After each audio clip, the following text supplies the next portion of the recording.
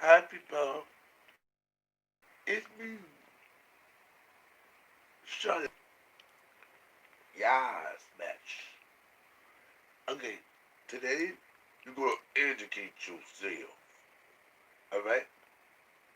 Come on. Let's go to the education. Now you have to lift it up and send it back down. So that go off. With this? Yeah, lift it up. Flat. Like look at me. And send it back down.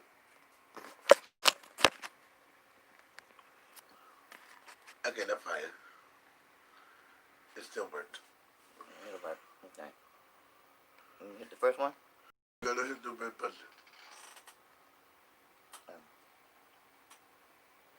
I would, it was okay. Okay. Good week. Did you?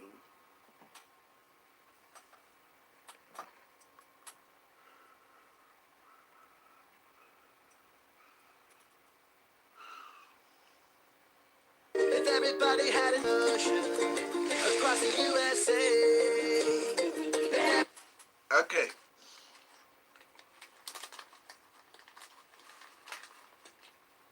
Dysphoria, a term many don't know but may still feel. It's basically the disassociation or depression someone may feel towards parts of their body. This can apply anywhere from voice pitch or the chest region to feet size or height as a whole. And when someone is faced with a person misgendering or dead naming them, it's just another reminder of their dysphoria. A lot of people don't understand what dysphoria feels like, and I understand that. Sometimes it's difficult to see a situation from another's perspective. In other words, dysphoria feels like wearing your right shoe on your left foot and your left shoe on your right foot, but never taking them off. So it's uncomfortable, and you can't be your true self. Like, how could you run or play a sport to your best ability when you have shoes on like that? And maybe you forget about it for a bit while sitting or getting distracted, but once you start walking, you'll notice it all over again. That being said, everyone feels dysphoria at different levels. While one might only bother you a bit, another might feel like being shot with an arrow. Besides the obvious, there are a few ways to help deal with dysphoria. Definitely find someone you can talk to, but also find time for yourself. Doing hobbies or sports that distract you. Heck, even drawing these animations help me. And just remember, you aren't alone when it comes to feeling dysphoria. Take a deep breath and know it'll be okay. It's difficult to handle sometimes, but it's not impossible to overcome. To fix your shoes in the crowd. A love-hate relationship majority trans guys struggle with. Now, usually when my friends talk about binders, they're talking about school binders. That's not exactly what I'm implying. Binders, mainly used by trans guys who haven't gotten or don't necessarily want top surgery, are these vests we wear to help with dysphoria. There's a wide range of different styles and colors, but they all do the same basic principle. Bind your chest. In reality, though, they're more like snakes, constricting around your lungs and rib cage. They're a mental comfort, but also a physical irritation. Which leads me to summer, possibly the most exhausting season of all. Not only is it like wearing another thick layer under your clothes, but also the sweat you produce makes taking it off 5,000 times harder. Just imagine trying to take skinny jeans off after jumping into a pool. It's painful. On the other hand, there's winter. Sometimes you don't even need to wear a binder since the layers of winter coats and jackets can easily disguise a chest. If you just got a new binder, know that there's two main ways to put it on and take it off. Over your head like a shirt, or up like putting on pants. There's also ones with clips and straps, but that's pretty self-explanatory. Now don't worry, just breathe. New binders haven't been stretched out whatsoever, so they may not seem very breathable, but I assure you it'll be okay. Taking a binder off and on requires mastery in both flexibility and staying calm. I remember the sheer panic the first time I put it on. It can be horrifying. But seriously, also be cautious that binders can be very dangerous. Binding doesn't just constrict your chest, it also restrains your breathing. You can't run in them, and if you do, you risk rib damage. Therefore, it's often recommended you wear them from 8 to 12 hours tops, and please don't sleep in them. Listen to your body and make sure you get the correct size. That being said, there are alternatives to binders, but they aren't always safe. Please refrain from using things such as ace bandages or tape. They can do a lot more damage than a binder. I know how hard it may be, but know that there are plenty of binder giveaways, donations, and sites that offer help in getting one.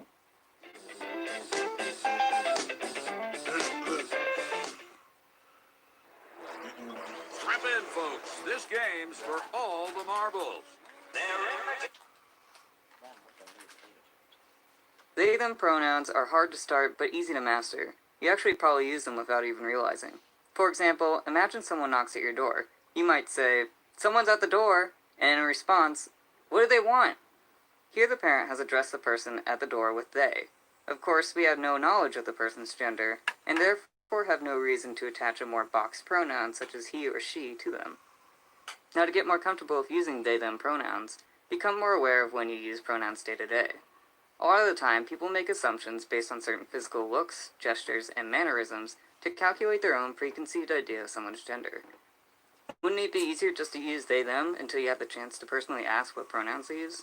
This avoids accidentally calling, for example, a person she, when in actuality he prefers he/him. Oftentimes, I'll introduce myself by saying my pronouns.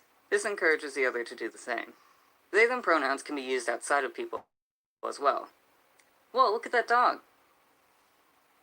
I think they're a bulldog mix. Lastly, know that some people don't mind using more than one set of pronouns. In those instances, it's most common for you just to use them interchangeably. But in the end, remember that it's okay to mess up. We've all been there. Just move on from it and try again next time.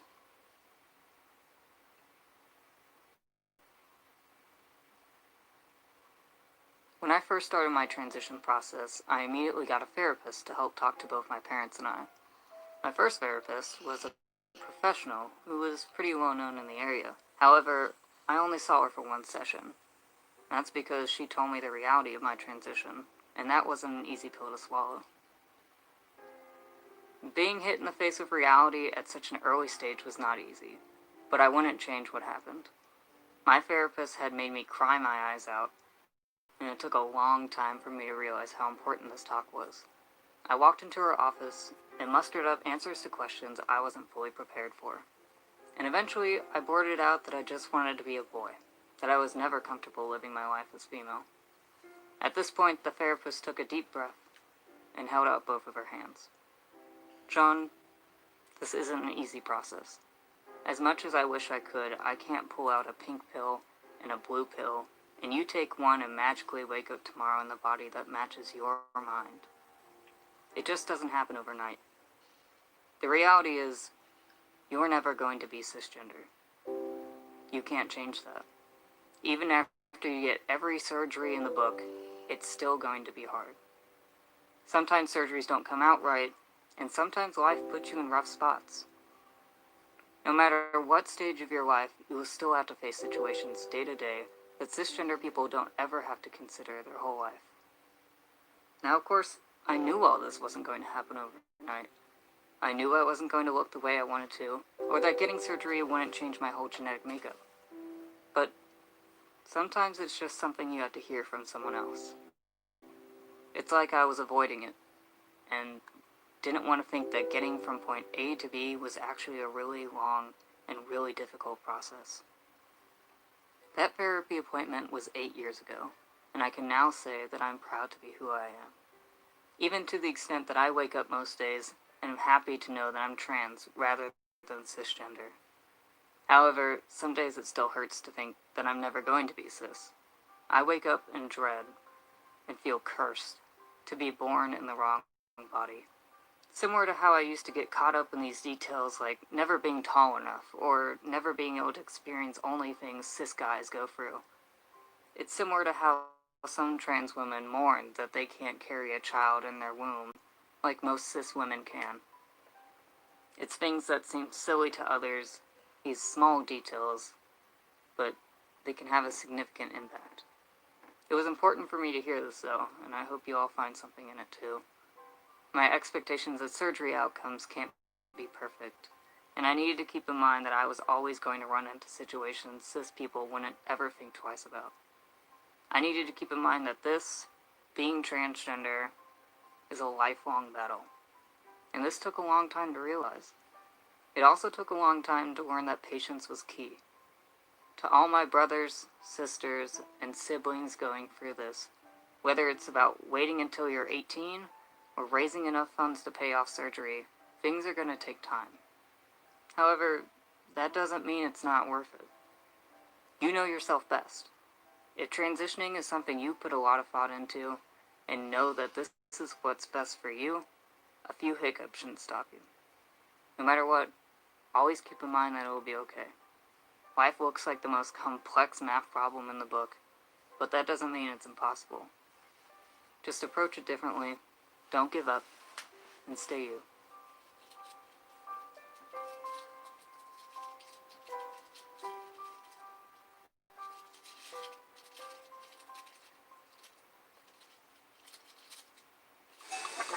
You gotta hand it to a snack with the taste you crave. It took a long time for me to get to the point where I was comfortable to do what society deems as girly things. When most people think the word girly, they think of makeup, baking, and the color pink. Especially as a trans man, this can be frustrating, as doing any of these would be what most people think as a display against transitioning. And this applies to trans women as well. Oh, you like fixing up cars? That don't sound too girly to me. It seems that if we were to show anything outside of hypermasculinity for trans men, or hyperfemininity for trans women, we would be questioned. For a while, I was scared that baking was too girly for me to do as a trans man, but it turns out that our society may just be a tad bit hypocritical. People often say women should be the cooks because that's what they're good at. However, our society also contradicts itself, since some of the top chefs in the world are men. So why would a societal stereotype that already has some loose ends stop you from following your passions, or even just wearing something you really like that day? You know, if I can make some dang good cookies, you people who disagree with me will really be missing out on these.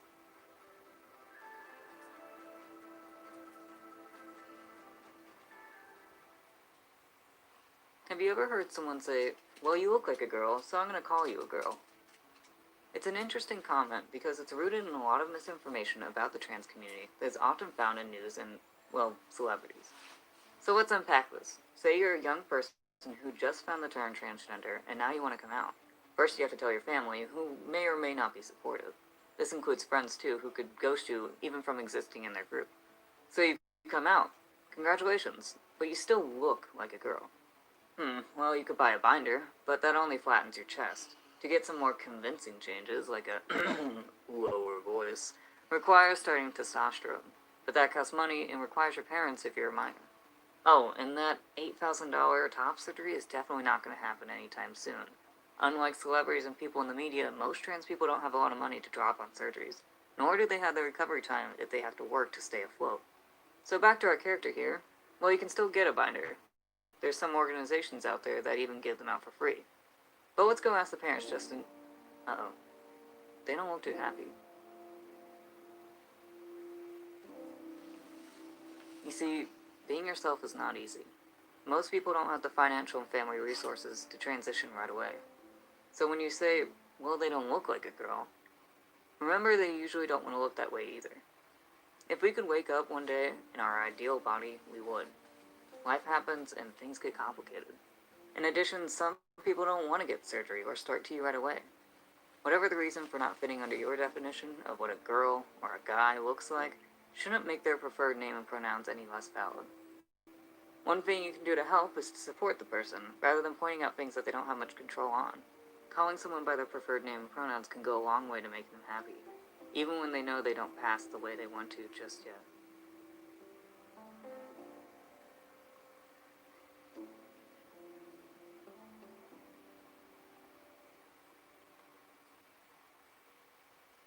Tired of sour-tasting yogurt? Try Greek Gods. All taste, no tang.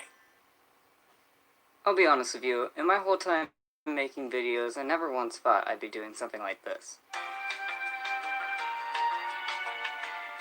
Periods suck. Alright, now that we have obvious facts out of the way, let's talk about menstrual cups. Now, if you don't know what a menstrual cup is, it's this. Basically, a thing to collect all my period blood into a nice convenient cup for all my vampire friends. So I got the body bag cups because they were super cheap. You can get them either in small or large. Usually a large is for those over 25 or who have had children. However, I got a large anyway because I read online that a lot of people with high cervixes had an issue with the lower region just sucking the cup up like the black hole it is, and then having to struggle to fish it out when it was that time. I have a rather high cervix, so I decided to embrace my 25-year-old post-labor self and suffer any possible problems later. So what does this mean for me as a trans man? I actually originally got this because they're eco-friendly compared to pads and tampons, and like I said before, I'm cheap. The thing could basically pay for itself in 1 or 2 cycles. However, to my surprise, it actually has significantly decreased the anxiety and depression that came with getting my period. I think that's mainly because I didn't have to think about it as often. There's no 4-hour replacing, no string to get in the way, less TSS scares, and no issues with dryness or discomfort. I personally use the men's bathroom, and if you've ever been in one, you may notice there aren't any little metal waste baskets inside the stalls. Hence, there wasn't ever an easy way to change out of a pad or tampon in a public men's restroom. Now, it's a lot easier since it is reusable and can last for up to 12 hours depending on your flow. But most importantly, it didn't make this sound.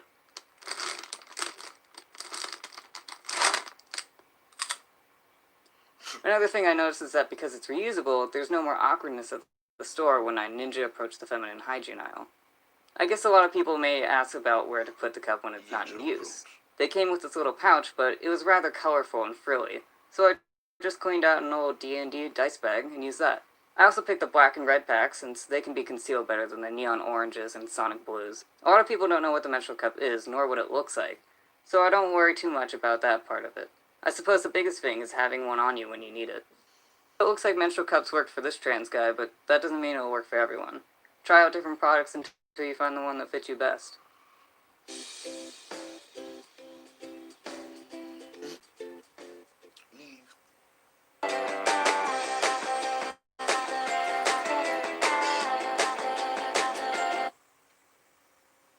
Hello, beautiful people. If you all hadn't gathered already, I am Atheist. However, I understand that some of my followers, and the transphobic people who are subscribed, are religious. I figured I'd bring in my friend Haley Werner to discuss her perspective on some interesting Christian theology on God's gender. Haley is one of the campus ministers at a local Presbyterian student center. Friends, when we read about God in the Bible, we are often confronted with very masculine language. This isn't wrong. Jesus, who Christians believe is God, refers to God as Abba, Father, all the time. But we must remember that all names for God are metaphors. I don't believe that God can be grasped fully by human minds. The metaphor reveals an aspect of who God is, but not all of who God is. And when we limit our language for God, we miss the beauty and majesty that the Bible and Christian theology has to offer. In Psalm 91, we read about a God who shields us and provides refuge under her wings like a mother bird. And we read in Isaiah 66 about a God who comforts us like a mother comforts her child. These are distinctly feminine, and I use the word feminine in its Western context, but feminine images of God. And God is also a spirit, a wind that hovers over the sea and makes something out of nothing. This is a God who is distinctly genderless, is beyond being confined into the box of any gender, just is before there was anything. And when we open ourselves to God as Trinity, of unity out of diversity, comprised of three in one, we see a beautiful example of what it might mean to live in harmony as all genders in one being. Based on these images, biblical images, and basic Christian theology, Christians worship a God that is either all and beyond gender. And when we open ourselves to the fullness of who God is and who God could be, we also open ourselves to the fullness of the kingdom of God, made and celebrated as a community of men, women, and all people. We are loved fully by this genderqueer God, so may we love fully God's genderqueer people.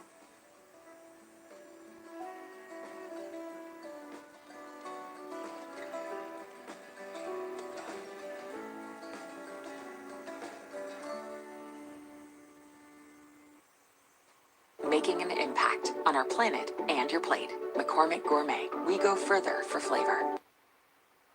It's okay to change your name. People actually do it all the time. Your name may come to you spontaneously or by chance. It may even just start as a nickname at first. I found Sean while reading a book. I even pronounced it wrong at first. Check around baby name books or name generators online to explore an endless amount of options in different categories. Test your name out amongst friends for a week or two if possible. It's always good to get a feel for your name, just as you would for trying out a new sweatshirt. Sometimes it just doesn't feel as comfortable as you'd hope it would, and that's okay. It's much better to find out now than later in the future. If asking friends isn't an option, try writing it down a bunch. Doing journals, practicing your signature, and even writing stories with characters of that name can help bring familiarity to it, and hopefully will make the decision process a lot easier. You can also go to your local coffee shop and have them read your name off. Finding small ways to hear the name day to day can go a long way. Also, don't be worried if you decide to stick with the name you were given at birth. Whatever works best for you. It's your name after all.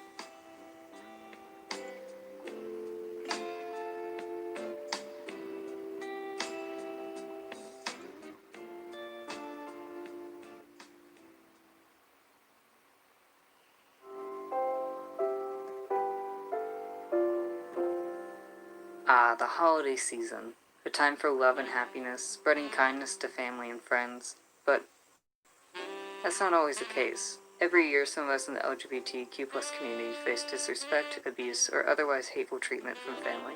The times when distant relatives all gather in one place can be stressful, and in some cases, people are shunned and banned from these events entirely. So to those in situations like this and similar, please stay safe. You know your family better than most, so assess whether the situation is okay to be out or not. And just because someone misgenders, mocks, dead names, or says something negative to you, doesn't make you any less valid. If you at all feel overwhelmed, try to excuse yourself to take a breather somewhere secluded, such as a bathroom. And don't forget you aren't alone in all of this. There's plenty of people to talk to through social media who are here to support you. Remember, family doesn't have to be blood.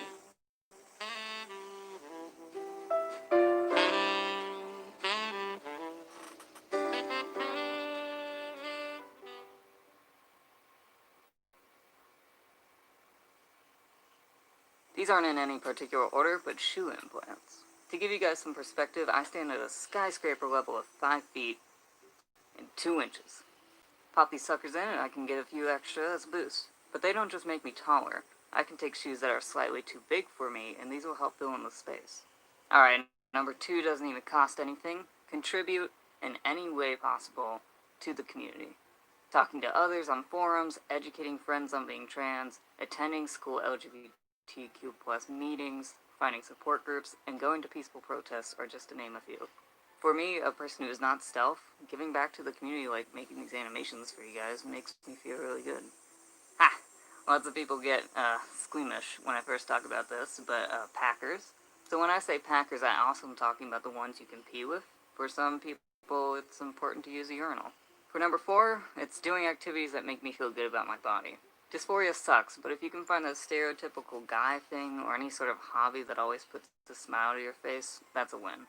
Some examples are playing video games where your character has your preferred name, dressing in suits, working out, or even small stuff like buying a new tie. You guessed it, a binder. Oh, nope, wrong one. There we go. I talk about binders in another video. They may not list it, but this is an essential on my school supply list. And as a bonus, a friend. Someone who supports you, respects your pronouns, and is there as a shoulder to cry on and a person to laugh with. This could be someone from school or an online friend across the world. Heck, if that's not possible, talk to your dog. Otis, do you have anything to share? Who's the dog? He's shy.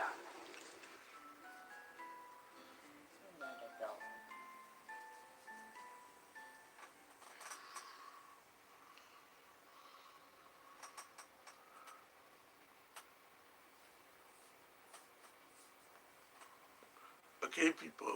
I'll be back later. Bye.